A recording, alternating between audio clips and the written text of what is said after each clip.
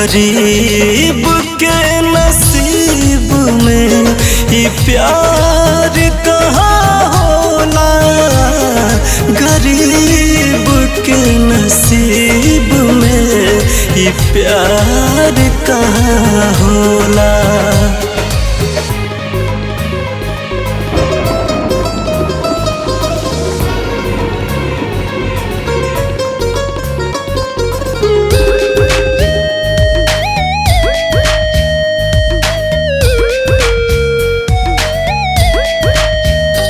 जेकरा से प्यार बाटे नाही हमार बाटे।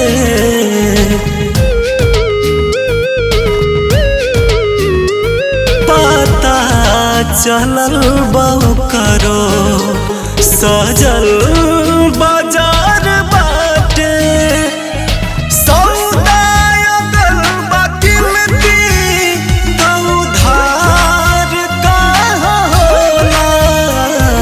गरीब के नसीब में ये प्यार कहाँ होला। गरीब के नसीब में ये प्यार कहाँ होला।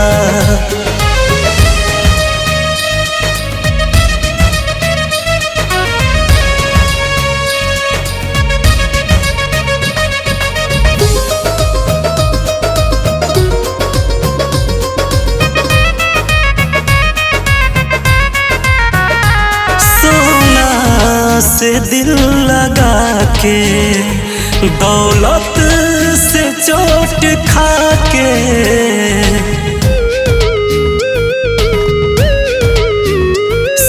सत्यजीत सिंह को सोचे कि करास को ही जाके बहुचट के साथ खड़ा संसार का होला।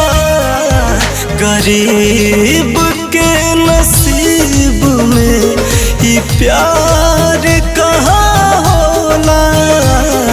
गरीब के नसीब में ये प्यार कहाँ होला।